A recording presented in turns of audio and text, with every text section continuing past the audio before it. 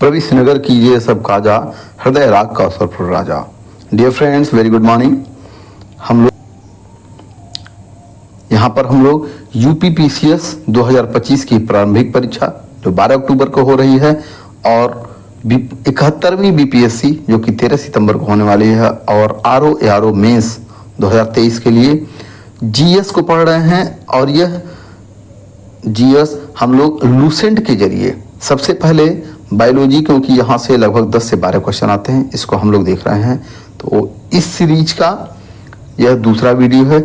हमने पहले वीडियो में क्या क्या पढ़ा हुआ है उसको हम लोग रिवाइज कर लेते हैं। तो जीव विज्ञान के बारे में, जीव विज्ञान है क्या, तो यह जीव और जंतुओं का अध्ययन है। इसको लैमार्क और ट्रेविरेनस ने दिया हुआ था। जीव विज्ञान की कुछ शाखाएं हैं जैसे एपीकल्चर, मधुमक्खी पालन, सेरीकल्चर, रेशम कीट पालन, पिसीकल्चर, मत्स्य पालन, और इक्थियोलॉजी अगर हम देख लें तो मत्स्य का अध्ययन होता है, माइकोलॉजी कवकों का अध्ययन, फाइकोलॉजी शगालों का अध्ययन, एंथोलॉजी पुष्पों का अध्ययन, पोमोलॉजी फलों का अध्ययन, ऑर्निथोलॉजी बर्ड से रिलेटेड होता है, इक्थियोलॉजी ये मछलियों का अध्ययन हो जाता है, एंटमोलॉजी कीटों का अध्ययन हो जाता है, और डेंड्रोलॉजी वृक्षों और झाड़ियों का अध्ययन हो जाता है, ओफियोलॉजी सर्पों का अध्ययन हो जाता है, सर्पेंटोलॉजी भी इसको कहते हैं सर्पों के अध्ययन को, सोरोलॉजी छिपकलियों का अध्ययन यानी जो रेप्टाइल्स होती हैं, सिल्वीकल्चर काष्ठी पेड़ों का संवर्धन जैसे कि यह साल हो गए, सागौन हो गए, शीशम हो गए, हार्टिकल्चर उद्यान विज्ञान यानी फूल और फल देने वाले जो उद्यान हम लगाते हैं, बाग लगाते हैं, उसका अध्ययन हो गया, फ्लोरिकल्चर फूलों की खेती। लेकिन जब एंथोलॉजी आता है तो फूलों का अध्ययन होता है, न कि खेती होता है। और अगला जो अरस्तु हैं, अरस्तु जीव विज्ञान और जंतु विज्ञान के फादर हैं। इन्होंने जीव विज्ञान को 2 किंगडम में डिवाइड किया, एनिमल किंगडम, प्लांट किंगडम।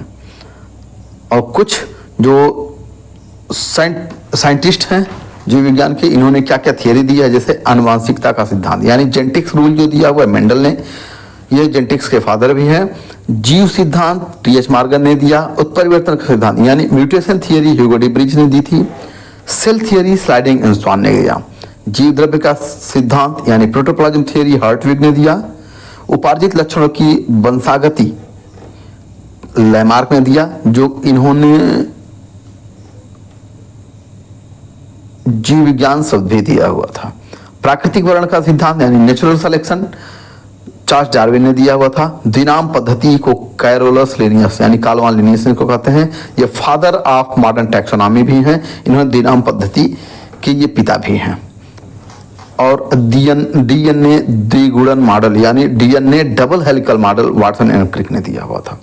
तो ये हम लोग रिवाइज कर रहे हैं। यानी इसके पहले वीडियो में उन्होंने क्या देखा, तो जीवधारियों के वर्गीकरण यानी क्लासिफिकेशन से रिलेटेड पहले अरस्तु ने कहा कि 2 समूह होता है, एक जन समूह, एक वनस्पति समूह। फिर इनके बाद आते हैं कार्लवान लिनियस जो कि फादर ऑफ मॉडर्न टैक्सोनॉमी है। इनकी एक बुक है सिस्टेमा नेचुरी। इन्होंने भी 2 भाग में डिवाइड किया। इन्होंने कहा कि एक एनिमल किंगडम होता है, एक प्लांट किंगडम होता है। लेकिन सबसे बड़े वाले आ गए विटेकर। इन्होंने 5 किंगडम सिस्टम दिया। इन्होंने कहा 2 किंगडम नहीं होता है भाई, 2 से काम नहीं चलता है, 5 किंगडम होता है अलग अलग।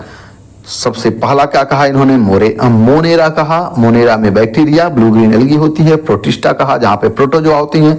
प्रो से यहाँ प्रोटिस्टा हो जाएगा और प्रो से प्रोटोजोआ हो जाएगा। फिर प्लांट यानी पौधे जिनको हम जानते हैं। फिर इसके बाद फंगस यानी जो मशरूम वाला हम लोग खाते हैं। फिर इसके बाद जंतु हो जाता है। मोनेरस में क्या क्या आते हैं वो यहाँ पे बताया गया है, आप इसको देख लीजिएगा। प्रोटिस्टा में ज्यादातर प्रोटोजोआ आते हैं। और यहाँ पे एक जो बार बार क्वेश्चन आता है, पादप और जंतु के बीच की कड़ी जो है वो यूक्लिना है। इसको देख लेते हैं। ये हेटेरोट्रॉपिक्स होते हैं यानी दूसरे लोग भोजन बनाते हैं, खुद ये खाते हैं। प्लांट जो होते हैं ये ऑटोट्रॉप्स होते हैं, खुद का भोजन खुद बनाते हैं। इसमें शैवाल होते हैं यानी एल्गी होते हैं, ब्राइफाइट्स होते हैं, पुष्पी और अपुष्पी पौधे होते हैं। फंगस जो होता है ये यूकैरियोट होता है। अब आगे हम लोग प्रोकैरियोट यूकैरियोट जब सेल देखेंगे तो हम देखेंगे। ये भी परपोसिस होता है यानी हेटेरोट्रॉप्स होता है, दूसरे पे डिपेंडेंट होता है। और इसका जो पोषण है यानी भोजन कैसे लेता है, ये अवशोषण के द्वारा लेता है, क्योंकि ये डेड डिकेड मटेरियल पे उगता है और ये अवशोषित करके अपना भोजन लेता है। और इसकी जो कोशिका भित्ति होती है वो काइटिन की बनी होती है, जबकि पौधों की कोशिका भित्ति सेल्यूलोज की बनी होती है। जंतु के बारे में, जंतु को मेटाजोआ कहते हैं, यह मल्टी सेलुलर है जैसे हम लोग हैं। एक क्वेश्चन जो कि हमें लगता है 2018 में या 2017 में आया हुआ था कि वर्गीकरण की आधारभूत इकाई क्या होती है? स्पीसीज होती है, यानी जाति।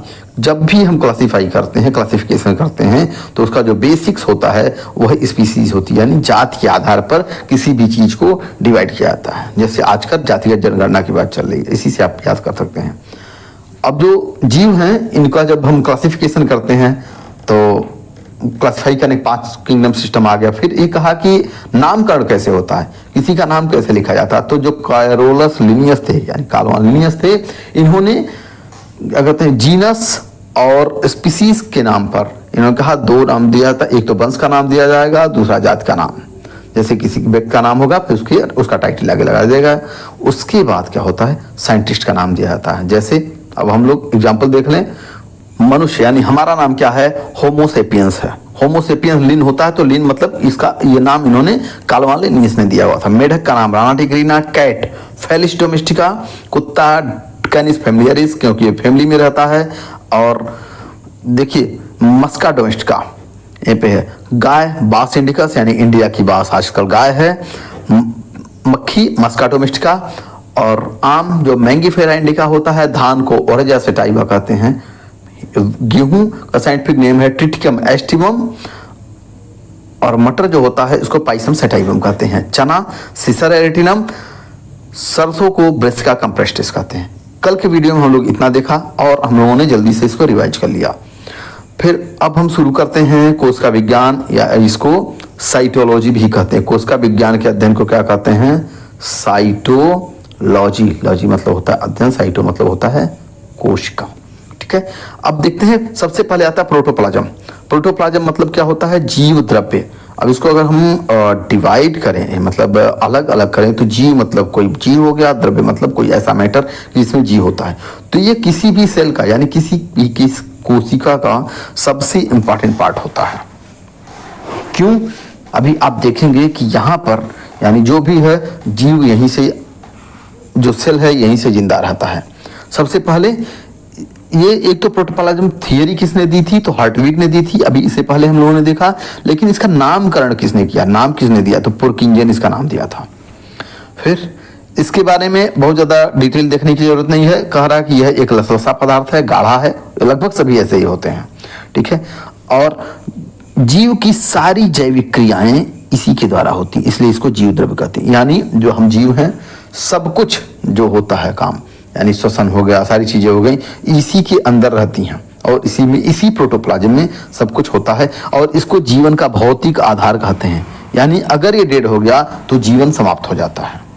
तो प्रोटोप्लाज्म बहुत इंपॉर्टेंट है। जीवन की जितनी क्रियाएं होती हैं सारी यहीं पे होती हैं और यह भौतिक आधार होता है। इसको 2 भाग में डिवाइड करते हैं। एक तो कोशिका द्रव्य होगा जो कि सेल है, न्यूक्लियस के बाहर जितना भी लिक्विड होता है उसमें जो केंद्रक होता है उसके बाहर कोशिका झिल्ली के बीच में। केंद्रक द्रव्य वह लिक्विड जो कि केंद्रक के अंदर होता है, यानी न्यूक्लियस के अंदर होता है। अभी यहाँ पे एक बहुत इंपॉर्टेंट चीज है जो कि यूपीपीसीएस, आरओ या कहीं पे भी जो क्रम लगाने के लिए आ जाता है बढ़ते से घटते में, वो यहाँ पे पूछ लिया जा सकता है। जीव द्रव्य का 99% भाग यानी 99% भाग जो है 4 तत्वों से मिलकर बना है। ऑक्सीजन, ऑक्सीजन को हम क्या कहते हैं, प्राणवायु कहते हैं। 76%, 76% ऑक्सीजन प्रोटोप्लाज्म में होते हैं, यानी जितना ऑक्सीजन हम लेते हैं सब यहाँ जाके इकट्ठा हो जाता है। कार्बन 10.5%, हाइड्रोजन 10% और नाइट्रोजन 2.5%। यानी 99% जो चीजें हैं ऑक्सीजन, कार्बन, हाइड्रोजन और नाइट्रोजन इतने हो जाती हैं। ठीक, और जीव द्रव्य का लगभग 80% भाग जल होता है। यह भी एक बार पूछा गया है। जीव द्रव्य में अकार्बनिक और कार्बनिक पदार्थों यौगिकों का अनुपात 81-19 का होता है। एक होता है 80-20 रूल ना, बस इसमें से आप एक घटा दीजिए, 80-20 रूल 20 में से एक घटाइए, 81 और 19% का होता है। तो ये रहा प्रोटोप्लाज्म। तो यहाँ पे अब हम थोड़ा सा इसको रिवाइज कर लें प्रोटोप्लाज्म को। प्रोटोप्लाज्म थियरी किसने दी, हार्टविग ने दी। नाम किसने दिया, पुरकिंजे ने दिया। और यह जीवन का भौतिक आधार है। जीवन की जितनी क्रियाएं होती हैं सब प्रोटोप्लाज्म में होती हैं। और इसका 99% भाग 4 चीजों से मिलकर बना होता है। ऑक्सीजन 76%, कार्बन 10.5%, हाइड्रोजन 10%, नाइट्रोजन 2.5% और 80% इसमें जल होता है। इन ऑर्गेनिक मैटर और ऑर्गेनिक मैटर का जो अनुपात होता है वो 81:19 का होता है। अब हम देखते हैं सेल यानी कोशिका किसको कहते हैं। जो सेल होती है वह जीवन का सबसे छोटी इकाई होती है, यानी हमारा जो शरीर है मिलियंस ऑफ द सेल से यानी ट्रिलियन ऑफ द सेल से मिलके बने हुए, यानी छोटे छोटे छोटे बहुत सारे सेल होते हैं, उससे मिलके टिश्यू बनती है। बहुत सारे टिश्यू जो होते हैं वो ऑर्गन बनाते हैं, बहुत सारे ऑर्गन जो होते हैं वो एक शरीर को बनाते हैं। अब देखते हैं सेल क्या होता है। सेल मतलब होता है साइटो, यहाँ पे इसीलिए सेल के अध्ययन को क्या हमने कहा, साइटोलॉजी कहा। ये पूरा ये है साइटोलॉजी। अब देखते हैं, ये 2-3 बार पूछा हुआ है, तो ये क्या है, फंक्शनल, सबसे छोटी कार्यात्मक इकाई है और फंक्शनल इकाई भी है, यानी कार्यात्मक और स्ट्रक्चरल दोनों यूनिट। सबसे छोटा स्ट्रक्चर भी है और ऐसा अंग जो कि काम करता हो, ये सबसे छोटा है। इसको एंटोनी वान लीवेनहॉक ने सबसे पहले बताया था और इसके अध्ययन को साइटोलॉजी कहा गया था, जो हम सबसे पहले बता चुके हैं स्टार्टिंग में। और सबसे पहले किसने देखा, एक कार्क के टुकड़े में रॉबर्ट हुक ने सबसे पहले देखा था। और सबसे छोटी कोशिका जो होती है, यानी जो सेल है, तो एक कोई ऐसी सेल होगी जो सबसे छोटी होगी, कुछ ऐसी होगी जो सबसे बड़ी होगी। ये बहुत इंपॉर्टेंट है, यहाँ पे हमने हाईलाइट किया हुआ है। सबसे छोटी कोशिका जो होती है माइकोप्लाज्मा, इसको हम बस सिर्फ इतना याद रखिए, माइकोप्लाज्मा एक गोल सा होता है, ये वायरस टाइप का होता है, अपना सारा काम ये कर लेता है। Mycoplasma gallisepticum. सबसे लंबी कोशिका जो हमारा नर्वस सिस्टम होता है उसकी सेल को कहते हैं। और सबसे बड़ी कोशिका जो होती है शुतुरमुर्ग का अंडा होता है, ऑस्ट्रिच जो होता है उसका जो अंडा होता है वो सेल होता है। अगर हम सेल को देखना चाहें तो जो कच्चा अंडा होता है उसको आप तोड़िए तो जो बहुत सारा लिक्विड होता है वो प्रोटोप्लाज्म होता है, पीला पीला जो लिक्विड होता है, और उसमें बहुत सारे अंग होते हैं जो हमें दिखाई नहीं देते हैं। और उसके अंदर जो गोल सा एक छोटा सा पार्ट होता है उसको न्यूक्लियस कहते हैं, यानी वो केंद्रक होता है। तो उसी से आप सेल को कोरिलेट कर सकते हैं। तो सबसे छोटी कोशिका माइकोप्लाज्मा गैलीसेप्टिकम। सबसे लंबी कोशिका यानी लंबाई में अगर देखें तो तंत्रिका तंत्र कोशिका यानी नर्वस सिस्टम का हमारा जो सेल होता है। और सबसे बड़ी अगर लार्ज में देखें तो वो ऑस्ट्रिच का अंडा होता है। अब देखिए थियरी हमने अभी देखा कि स्लाइड इन स्वांग ने दिया हुआ था, हमने इसको याद कैसे रखा हुआ है कि स्वान मतलब होता है कुत्ता संस्कृत में। जो सेल होता है यानी सेल को कौन खाता है, कुत्ता खाता है, एक मांसाहारी है, तो इस तरह से हम इसको कर सकते हैं। नई कोशिकाओं के निर्माण के बारे में रुडोल्फ वर्च्यू एक थे, इन्होंने बताया कि एक नए सेल कैसे बनते हुए। आगे देखते हैं कोशिका सिद्धांत की जो मुख्य बातें हैं। ये जीव कोशिकाएं कोशिका उत्पाद से बने होते हैं, यानी जितनी भी सेल हैं वो किससे बनती हैं, एक कोशिका से ही बनती हैं। तीसरा कहता है कि कोशिका का निर्माण जिस क्रिया से होता है उसमें न्यूक्लियस मुख्य अभिकर्ता। कोशिका कितने प्रकार की होती है, तो कोशिका 2 प्रकार की होती है, एक प्रोकैरियोटिक एक यूकैरियोटिक। अब तो प्रोटो मतलब जो होता है सबसे पुराना यानी सबसे पहले का, तो इसी तरह से एक प्रोकैरियोटिक है, फिर जब डेवलप हुआ तो यूकैरियोट में बदल गया। कुछ इसके डिविजन्स हैं, क्या क्या चीजें प्रोकैरियोट में होते हैं जो बहुत इंपॉर्टेंट है, इसको हमें देखना है। प्रोकैरियोट सेल में हिस्टोन प्रोटीन नहीं होते हैं। हिस्टोन एक प्रोटीन है, एक बार पूछा हुआ कि हिस्टोन क्या है, ये प्रोटीन है। इसमें हिस्टोन नहीं होता, सिर्फ और सिर्फ डीएनए का क्रोमोसोम होता है, जो गुणसूत्र यानी क्रोमोसोम होता है, सिर्फ सिंगल इसे डीएनए पड़ा होता है। इसके ऊपर कोई लपेटने वाला प्रोटीन नहीं होता, यानी जो हिस्टोन प्रोटीन होता है। सिंपल, इससे ज्यादा इसमें हो जाने। और इसमें क्या होता है, इसमें केंद्रक नहीं होता, यानी जो न्यूक्लियस होता है वो डेवलप नहीं होता है।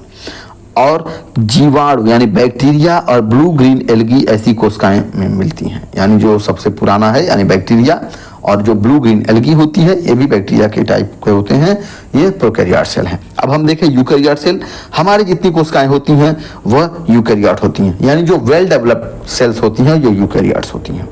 इसमें क्या क्या होता है, इसमें पहली बात दोहरी झिल्ली पाई जाएगी। यूकैरियोट सेल में एक तो डबल मेम्ब्रेन पाई जाती है, और जो न्यूक्लियस है वो पाया जाता है, उस पर एक लेयर होता है, और डीएनए और हिस्टोन प्रोटीन पाई जाती है। वहां तो सिर्फ डीएनए था, हिस्टोन प्रोटीन नहीं था, यहाँ पे हिस्टोन प्रोटीन होगा। डीएनए के ऊपर एक लेयर होती है और यही जाके क्रोमोसोम बना लेते हैं। अब आगे देखते हैं कोशिका, तो इसको याद नहीं करना है, 2-3 चीजें हैं, हम इसको बता देते हैं, बाकी पूरा डिटेल नहीं देखना। एक तो कोशिका भित्ति, जो सेल वॉल होता है यह प्रोटीन और कार्बोहाइड्रेट का बना होता है, जैसे प्रोकैरियोट में, लेकिन यहाँ पे सेलुलोज का बना होता है। सभी लोग जानते हैं कि जो पौधे होते हैं, पौधों में जो सेल वॉल होता है वो तो पौधों में जो सेल वॉल होता है वो सेलुलोज का बना होता है, जबकि हमने पढ़ा कि फंगस का जो सेल वॉल होता जो वाल होता है वो काइटिन का बना होता है।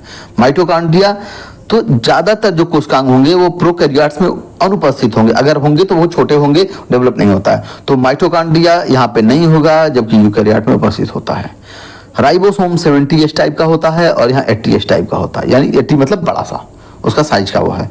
अब यहाँ पे डीएनए देख लेते हैं, तो ये सिंगल स्टैंडर्ड होता है, यानी एक ऐसे होता है डीएनए, और यहाँ पे फुल्ली इस तरह का डीएनए होता है, इस तरह की बात। तो यहाँ पे फुल्ली डेवलप डीएनए होता है, उसमें हिस्टोन प्रोटीन होता है। हाँ, फ्लैजला एक बार कभी क्वेश्चन पूछा वो बहुत पहले, फ्लैजमा इसमें एक, जैसे आप अगर एक कोई अंग है यहाँ पे ये फ्लैजला कहलाता है, जो उसका पूंछ होता है। तो फ्लैजला सिर्फ कितना होता है, एक फिलामेंट का होता है, लेकिन अगर यूकैरियोट देखें तो वहाँ 11 फिलामेंट्स होते हैं। तो अब इसमें केंद्रक वगैरह नहीं देखेंगे। हाँ, सेल डिवीजन जो हम देख लें, सेल डिवीजन कैसे होता है, जो कोश का विभाजन है वो अर्धसूत्री होता है, मियासिस होता है। यहाँ अर्धसूत्री या समसूत्री दोनों हो सकता है। अब देखिए दो तरह का होता है, एक मियोसिस और एक होता माइटोसिस।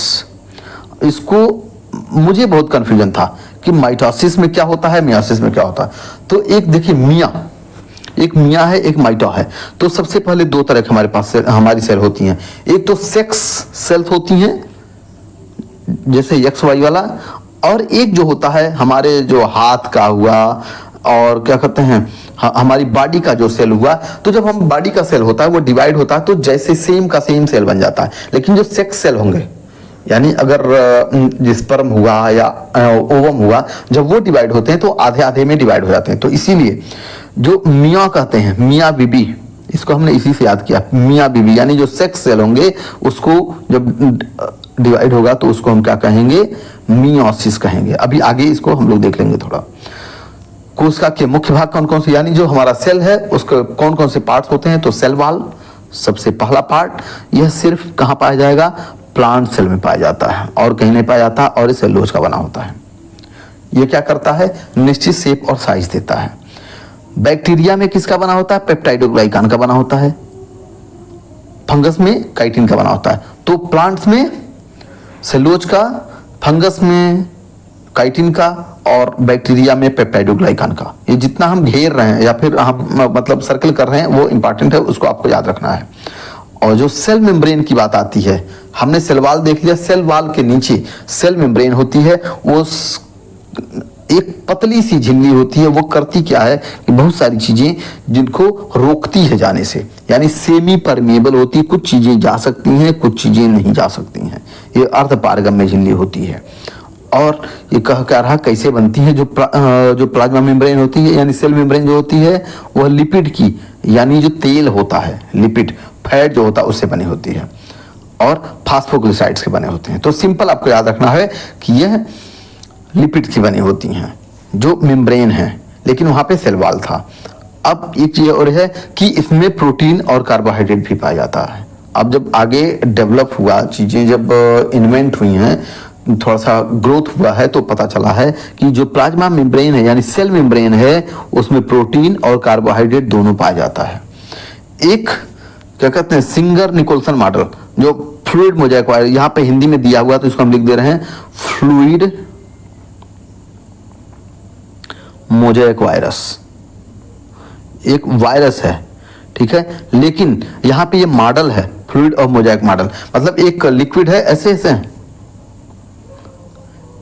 अब देखिए जो सेल वॉल होता है, ये मान लीजिए झिल्ली है, इसमें बहुत सारा पानी भरा हुआ है, तो इसमें जो वो है प्रोटीन है, कार्बोहाइड्रेट, वैसे यानी जैसे मक्का होता है मोज़ेक की तरह से उसमें भरे होते हैं। तो जो ये मॉडल दिया हुआ था, तरल किरमीर नमूना इसको कहते हैं, तो काफी कठिन है। इसको सिंगर और निकोलसन ने दिया हुआ, ये हमें लगता है 2015, 16 या 2014 के आसपास PCS में पूछा गया है। तो सेल मेम्ब्रेन का जो सबसे उन्नत नमूना है यानी सैंपल है, वो सिंगर और निकोलसन ने दिया था। उसका नाम क्या था, फ्लूइड मोज़ेक मॉडल। अब हम लोग देख लेते हैं तारककाय यानी सेंट्रोसोम जो होता है, इसकी खोज बावेरी ने की थी, और कुछ नहीं इसमें जानना है। यह क्या करता है, समसूत्री विभाजन में ध्रुव का निर्माण करता है। आगे देखते हैं एंडोप्लाज्मिक रेटिकुलम, अंतःप्रदब्बी जलिका। यह क्या होता है, यूकैरियोट सेल में पाई जाती है, प्रोकैरियोट में नहीं पाई जाएगी।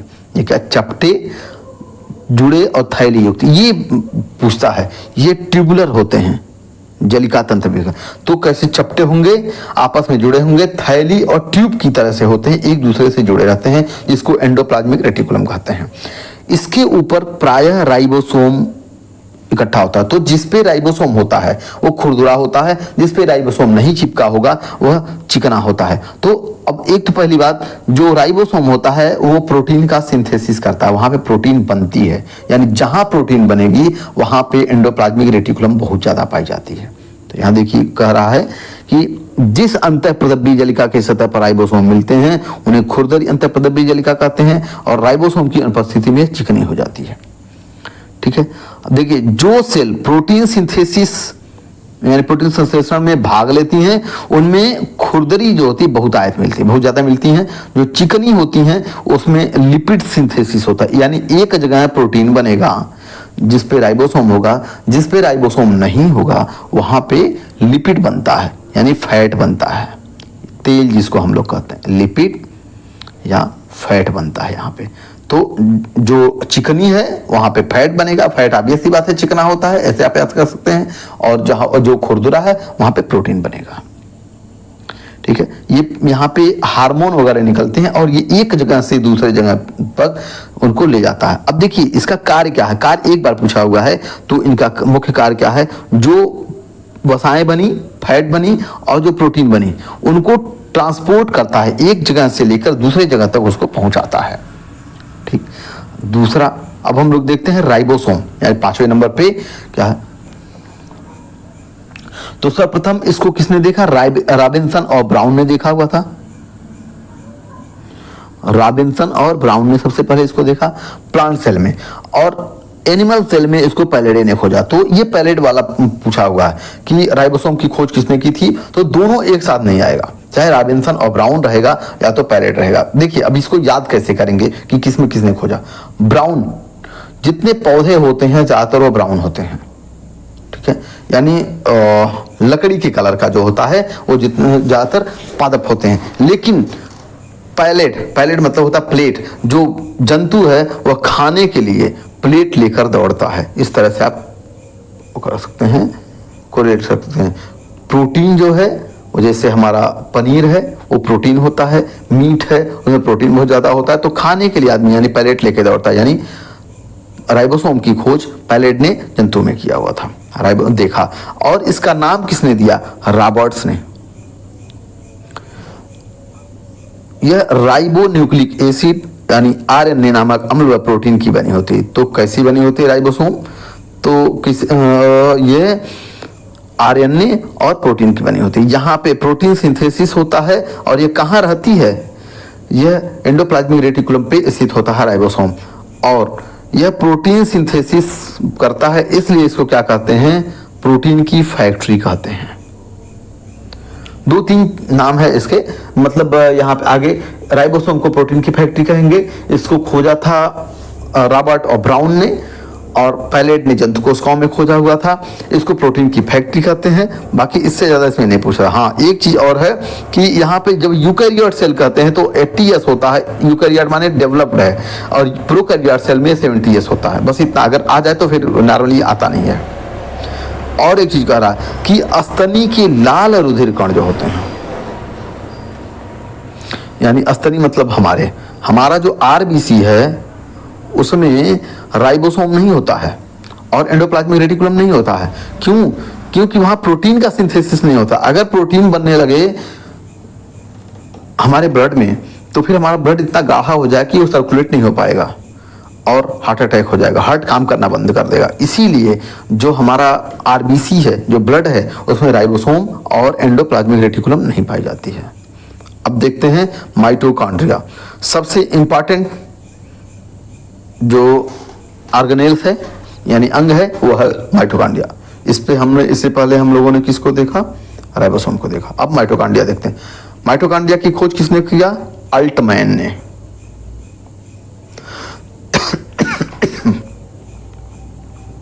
बेंडा ने इसका नाम दिया, ऊपर रॉबर्ट्स ने नाम दिया था, यहाँ पे बेंडा ने माइटोकॉन्ड्रिया का नाम दिया। अब देखिए बेंडा अगर कोई गांव में होगा तो एक सब्जी होती है अरवी बंडा, मतलब अंडा बंडा ऐसे होता है इस तरह का। बस हाँ, इसको उसको इस तरह का इसको कहते हैं बंडा। तो इसको हम याद कैसे कर सकते हैं कि जो माइटोकांड्रिया है उसको किसने खोजा था? बंडा। अब माइटोकांड्रिया कैसा होता है अगर उसका हम स्ट्रक्चर बनाएं तो ये उसका इस तरह का ये माइटोकांड्रिया होता है, ठीक है, स्ट्रक्चर होता है, यहाँ पे क्रिस्टी बनी होती है। अब देखिए दोनों का स्ट्रक्चर, यानी बंडा जो हमने बनाया अभी इस तरह का, तो दोनों का स्ट्रक्चर लगभग सेम दिख रहा है। तो आप ये कह सकते हैं कि खोजा इसको अल्टमैन ने, क्योंकि अल्टरनेट उस पे बैंड बना हुआ है, और इसका नाम किसने दिया? बेंडा ने दिया था। इसको क्या कहते हैं? कोशिका का पावर हाउस कहते हैं। और यहाँ पे एनर्जी का सिक्का बनता है, यानी एटीपी बनता है। 3 चीजें सिर्फ जाननी है। खोजा अल्टमैन ने, नाम दिया बेंडा ने, और इसको power house of the cell कहते हैं। यहाँ पर क्या होता है? यहाँ पर रिस्पायरेशन होता है, श्वसन क्रिया यहाँ पर, यानी सेलुलर श्वसन, यानी जो हमारा कोशिका है कोशिकीय श्वसन होता है। इसको कोशिका का इंजन भी कहते हैं, यही एनर्जी देता है, तो इसलिए बहुत इंपॉर्टेंट होता है। और तो और है इस माइटोकांड्रिया में और क्लोरोप्लास्ट में डीएनए भी पाया जाएगा, आरएनए भी पाया जाएगा, और न्यूक्लियस भी पाया जाता है। तो ये अपने आप में सेल कहलाते हैं। ये इसको क्या कहते हैं? यूकैरियोट कोशिकाओं के भीतर प्रोकैरियोट सेल माना जाता है। अगर पेपर कठिन बनाना होगा तो इस तरह का क्वेश्चन आता है। कह रहा है माइटोकांड्रिया जो होता है वो विखंडन के द्वारा विभाजित होता है। और दूसरा नोट बना के, जहां इसमें नोट है जो रेड कलर में लिखा हुआ है लूसेंट में, वो बहुत इंपॉर्टेंट होता है। डीएनए केंद्रक के अलावे माइटोकांड्रिया में और हर लग में, यानी हमने बताया कि क्लोरोप्लास्ट में पाया जाता है। तो डीएनए कहाँ कहाँ पाया जाएगा? तो केंद्रक में पाया जाएगा, न्यूक्लियस में पाया जाएगा, माइटोकांड्रिया में पाया जाएगा, और हर लग में पाया जाएगा। नेक्स्ट हम देखते हैं गाल्जी बॉडी। वहाँ एंडोप्लाज्मिक रेटिकुलम था, ये गाल्जी बॉडी है। इसको खोजा किसने? Camillo Golgi. इन्हीं के नाम पे इसका नाम रखा गया। ये भी ट्यूब्स होते हैं, वहाँ भी ट्यूब्स था। वहाँ पे सिस्टर्नी कहते थे, उसके एक यूनिट को सिस्टर्नी कहेंगे, वो इस पे लिखा नहीं हुआ है। और ये करता क्या है? इसका काम क्या है कि जो भी प्रोटीन वगैरह बना उसको क्या कहते हैं? ये ट्रांसपोर्ट करता है। इसीलिए इसको क्या कहते हैं? ट्रांसपोर्टर, यातायात प्रबंधक भी कहते हैं। तो ये क्या करता है? पैकेजिंग करता है। जो चीज प्रोटीन बन गई, लिपिड बन गई, फैट बन गई, जो भी चीजें बनती हैं उसको क्या करता है? पैक करता है। पैक करके एक जगह से दूसरे जगह तक पहुंचा देता है, ठीक है। इसीलिए इसको हम क्या कहते हैं? यातायात प्रबंधक भी कहते हैं। जो माइटोकांड्रिया था, माइटोकांड्रिया को हमने क्या बोला? वह कोशिका का पावर हाउस था। जो राइबोसोम था वो प्रोटीन की फैक्ट्री थी। ये यातायात प्रबंधक है। ये जो उपनाम होते हैं इनको याद करना बहुत जरूरी होता है, क्योंकि यही बार बार पूछते हैं। इससे क्या क्या बनता है? लाइसोसोम बनता है, सेल वॉल बनता है, और प्रोटीन से मिलकर ग्लाइकोप्रोटीन बनाता है राइबोसोम। और गाल्जी बॉडी वो ग्लाइकोलिपिड का भी निर्माण करता है। जो गाल्जी बॉडी है ग्लाइकोलिपिड, यानी ग्लाइकोजन और लिपिड दोनों को मिलाकर, प्रोटीन दोनों को मिला करके ये ग्लाइकोप्रोटीन बनता है। अब हम देखते हैं लाइसोसोम, 3-4 बार पूछा हुआ है। इसको एक तो आत्महत्या की थैली कहते हैं। सबसे पहली चीज आत्महत्या की थैली कहेंगे। इसकी खोज किसने की? इसकी खोज डी डुबे ने, यानी दुबे यह है, डी डुबे ने इसको खोज की। इसको आत्महत्या की थैली कहते हैं। और इसमें जल घटकी एंजाइम्स होते हैं, हाइड्रोलेज, लाइपेज, प्रोटीएज, कार्बोहाइड्रेज। यानी ये क्या करते हैं? जब फटते हैं तो जो सेल है सेल को मार देते हैं, इसीलिए इसको आत्महत्या की थैली कहते हैं। कह रहा कि स्तनधारी यानी हम लोगों में, मैमल्स में आरबीसी में लाइसोसोम नहीं पाए जाते हैं। क्यों? अगर आरबीसी, एक तो आरबीसी का जो लाइफ काल होता है 120 दिन होता है, तो वो हर 120 दिन में समाप्त होती रहती हैं। अगर उसमें ये पाई जाएगी लाइसोसोम तो बार बार फटेगी, बार बार फट के वो हमें जो भी और आरबीसी होंगे उसको भी मार देगी, तो आरबीसी की कमी हो जाएगी। इसीलिए तो 2 चीजें, स्तनधारियों की आरबीसी में एक तो न्यूक्लियस नहीं होगा, दूसरे राइबोसोम नहीं होगा, तीसरे लाइसोसोम नहीं होता है।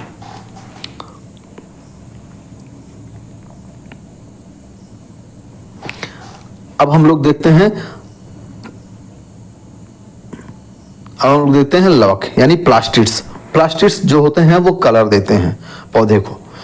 अब देखिए ये केवल प्लांट में पाए जाते हैं, हम लोगों में प्लास्टिड्स नहीं पाया जाता है, सिर्फ पौधों में पाया जाता है। 3 प्रकार के होते हैं, एक क्लोरोप्लास्ट जो सभी लोग देखते हैं हरे कलर का होता है, ल्यूकोप्लास्ट, ल्यूको मतलब होता है सफेद या जिसका कोई कलर ना हो, ल्यूकोप्लास्ट, और क्रोमोप्लास्ट, क्रोम मतलब होता है कलर।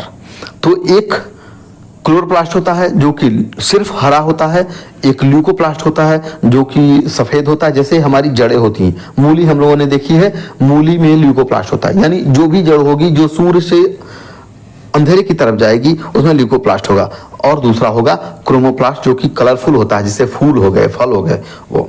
अब देखिए क्लोरोप्लास्ट की बात करते हैं। क्लोरोप्लास्ट जो हरित लवक होता है ये हरे पार्ट में होता है और यहाँ पे भोजन का निर्माण होता है, इसको पर्णहरित कहते हैं। इसमें एक मेटल होता है जिसको मैग्नीशियम कहते हैं। 2-3 बार पूछा हुआ है कि क्लोरोफिल में या क्लोरोप्लास्ट में कौन सा मेटल पाया जाता है, तो यहाँ पे मैग्नीशियम पाया जाता है। इसको क्या कहते हैं, कोशिका का रसोई घर कहते हैं, क्योंकि यहाँ पे भोजन बनता है। प्रकाश संश्लेषण होता है, प्रकाश संश्लेषण करके वो पौधा अपना भोजन बनाते हैं, यानी ये पत्तियों में पाया जाता है।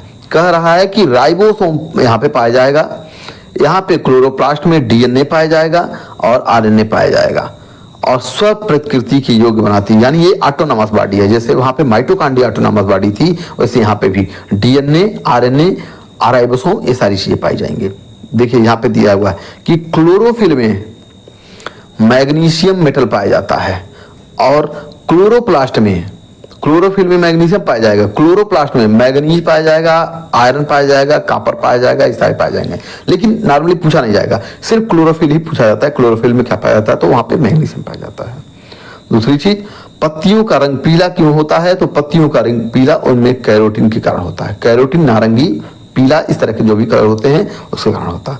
अब आते हैं हम अवर्णीय लवक यानी ल्यूकोप्लास्ट। जैसे ल्यूकीमिया आप नाम सुनते होंगे, जो ब्लड कैंसर कहलाता है, तो वो भी व्हाइट ब्लड सेल्स में होता है, और ये भी है ल्यूकोप्लास्ट। यह रंगहीन है, पौधे के उन भागों में पाया जाता है जो सूर्य के प्रकाश से वंचित है, यानी जो जड़ों में, जो धरती के नीचे भूमिगत तनों में पाई जाती है। और यहाँ पर क्या होता है, स्टार्च इकट्ठा होता है, मंड यानी स्टार्च इकट्ठा होता है, फैट होता है, प्रोटीन कणिकाओं का संग्रह होता है। जैसे आलू सफेद होता है, उसमें ल्यूकोप्लास्ट पाया जाएगा। जैसे मूली, रेडिस, उसमें क्या होता है, तो ये मंड के रूप में यानी स्टार्च के रूप में। अब देखिए यहाँ पे पौधों में तो बताया कि जो उसका भोजन होता है उसको स्टार्च कहते हैं, लेकिन जो एनिमल होते हैं, एनिमल में भोजन किस रूप में इकट्ठा होता है, वो होता है ग्लाइकोजन के रूप में। ग्लाइकोजन, मुझे कई बार कंफ्यूजन होता था कि ग्लाइकोजन एनिमल में पाया जाता है कि प्लांट में पाया जाता है, तो मैंने इसको देखा, जन मतलब होता है जनता, तो जनता यानी हम जनता हैं, तो हमारे में ग्लाइकोजन होगा। और स्टार्च जो होगा, स्टार्च यहाँ पे अगर आप देखें तो यहाँ टार्च है, यानी सूर्य भगवान जब अपना टार्च जलाते हैं तो जाकर के यहाँ पे भोजन बनता है, यानी जो वो फोटोसिंथेसिस होता है, तो वो स्टार्च हो जाता है। अब आते हैं वर्णीय लवक, क्रोमोप्लास्ट, यानी जो कलर होता है उसको हम लोग क्या कहते हैं, क्रोमोप्लास्ट कहते हैं। यह कलरफुल होता है। यह कहाँ पाया जाएगा, लाल, पीला, नारंगी, रंगीन भाग में पाया जाएगा, जैसे फूल हुआ, फल हुआ, बीज हुआ उसको। अब इसके कुछ एग्जाम्पल हम देख लें। टमाटर पूछता है ये बार बार मिलाने के लिए, टमाटर में लाइकोपीन पाया जाता है, इसको हम याद कैसे करेंगे। टमाटर बहुत सुंदर दिखता है, सुंदर मतलब जिसको हम लाइक करते हैं, यानी हमने लाइक किया तो लाइकोपीन टमाटर पाया जाता है। बाकी और फल हमें लगता है कि उतना सुंदर नहीं दिखता जिसको हम लाइक करें, रेड रेड कलर का दिखता है। गाजर में कैरोटीन होता है। अब कैसे इसको याद करेंगे, गाजर का नाम ही है कैरेट, इसी कैरोटीन के नाम पे उसका नाम कैरेट पड़ा, और कोई नहीं है। चुकंदर में बीटानिन, चुकंदर का नाम है बीटरूट, बीटरूट, इसी बीटानिन के कारण इसका नाम बीटरूट पड़ा। तो वनस्पति को पराबैंगनी किरणों के दुष्प्रभाव से बचाने वाला वर्णक जो है वो फाइकोसाइनिन है। ये मैं भी नहीं जानता था, मैंने कभी पढ़ा नहीं था, लेकिन यहाँ पढ़ा। तो कह रहा है कि जो प्लांट हैं उनको अल्ट्रा वायलेट रे से, यानी पराबैंगनी किरणें हैं, उनसे बचाने के लिए फाइकोसाइनिन पाया जाता है। अब आते हैं हम रसधानी देख लेते हैं। वैक्यूल्स कहते हैं, यह एक निर्जीव रचना है। पौधों में बड़ी होती है, जंतु में छोटी छोटी लेकिन बहुत सारी होती है। इसकी जो बाहर की मेम्ब्रेन होती है उसको टोनोप्लास्ट कहते हैं, बाकी और कुछ इसमें नहीं देखना। अब आते हैं केंद्रक। केंद्रक की खोज रॉबर्ट ब्राउन ने की थी। पौधे ब्राउन कलर के होते हैं, इसलिए ब्राउन साहब ने इसकी खोज कर दी थी। सिंपल सी बात है। और ये कोशिका का सबसे प्रमुख अंग है, इसको प्रबंधक भी कहते हैं, और इसमें एक धागे नुमा रचना होती है, इसको क्रोमैटिन कहते हैं। अगली वीडियो में हम इसको डिटेल में देखेंगे, क्योंकि बहुत इंपॉर्टेंट है, यहाँ से क्वेश्चन निश्चित रूप से आता है।